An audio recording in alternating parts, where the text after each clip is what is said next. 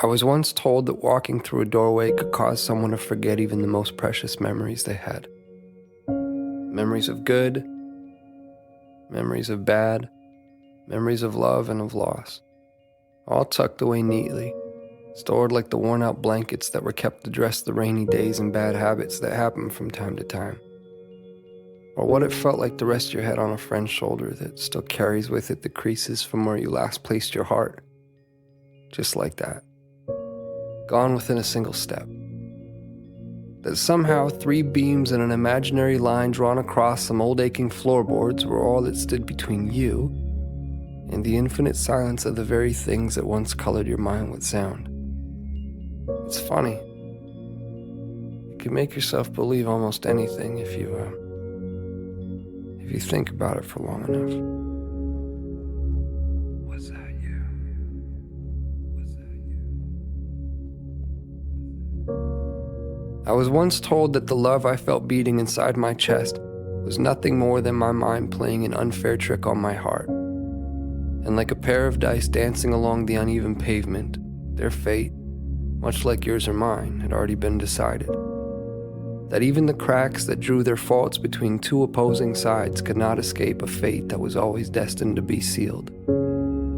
To think that someone could actually believe that the swelling tides of my heart were no more than an anxious highway of ins and outs anchoring my imagination to the castles I've been building in the sky. Well, maybe they are the crazy ones. Then again, I have been known to misplace my hope in the way things fall. And if I had to confess, there stands a greater chance that I've all but lost my mind in here. So I suppose it's better off this way. Because I've always believed that the odds of finding what you seek tend to favor those who are open to seeking them in the first place. And I, for one, have never quite understood how odds stand to get even without that frame in mind. To be clear, I've seen a million faces. I've seen a million different faces, each one mirroring that of your own. And still, none of them have felt like home to me. None of them have felt like you. So here we are. And I can vaguely and strangely trace your outline. I can remember what it felt like to hold you. I can remember what it was like to stare blindly into your eyes for what felt like an eternity. How could I forget that? I could never forget that. I could never forget you.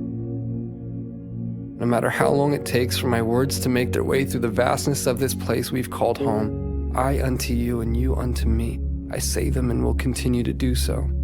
Day after day, night after night, never knowing if you'll actually hear them.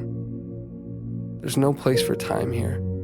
Just overlapping moments where I thought I'd found you, where I thought I heard the sound of your breath, where I felt your heart as it waited patiently for mine, retracing the steps that we left in the life before last, before our eyes closed, before the great divide, before a doorway stood between you and me. As it stands, I found myself in that doorway again, with both feet in and your heart on my sleeve. But I can't bring myself to walk through this time. Not yet, at least. Not until I take one last look and see that it was you. That it was always you. Our hearts strewn across those old fragile floorboards. The silhouettes of each and every one of our memories playing out like a story that we both know we've seen before. I remember now. This was where I first found you. Beyond those closed doors, I will find you again. My love, I will find you.